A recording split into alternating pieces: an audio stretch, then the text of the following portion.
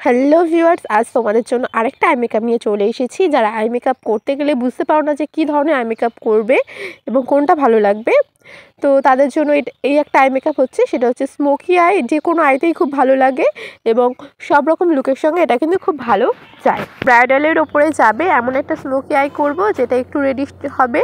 তো চলো ঝটাপট শুরু করে দিই।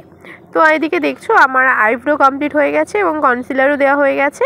লাইনার নিয়ে খুব ভালো করে ব্লেন্ড করার পরে আমি একটা ডার্ক ব্রাউন নিয়েছি এবং সেটাকে খুব স্মাচ করছি। খুব বেশি কালচে করব না, একটু রেডের উপরে রাখবো। এরকমভাবে ডার্ক ব্রাউনের পরে একটু হালকা ব্রাউন যে কালারটা সেটা নিয়ে খুব ভালোভাবে স্মাচ করবো, যাতে নিচের দিকটা একটু ডিপ হয়, উপর দিকটা লাইটের দিকে যায়। এবং এরপরে একটা ইয়েলো কালার নিয়ে আমি ভালোভাবে মিশিয়ে নিচ্ছি। এরপরে দুটো কালার যেখানে মিশেছে সেখানে আমি একটা রেড কালার নিয়ে ব্রাশের মাধ্যমে ব্লেন্ড করব।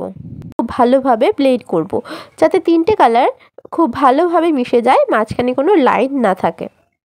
সবসময় মনে রাখবে যে খুব ভালোভাবে ব্লেন্ড করতে হবে যাতে প্রত্যেকটা কালারের সঙ্গে ভালোভাবে মিশে যায়, তবে কিন্তু আইশ্যাডোটা খুব সুন্দর লাগে দেখতে। আই মেকআপটা যদি তোমাদের ভালো লাগে তো অবশ্যই কিন্তু লাইক করবে আর সকলের সঙ্গে শেয়ার করবে। যারা এখনও সাবস্ক্রাইব করোনি আমার এই চ্যানেলকে, তারা অবশ্যই কিন্তু সাবস্ক্রাইব করে রাখবে যাতে আমার এই চ্যানেলে আসা নিত্য নতুন ভিডিওগুলো তোমরা সবার আগে দেখতে পারো। যারা অলরেডি সাবস্ক্রাইব করে রেখেছো তাদেরকে অসংখ্য ধন্যবাদ আমাকে সাপোর্ট করার জন্য। হ্যাঁ, তবে আজকে কিন্তু আমি এই আইশ্যাডোতে কিন্তু লাইনার পরাবো না।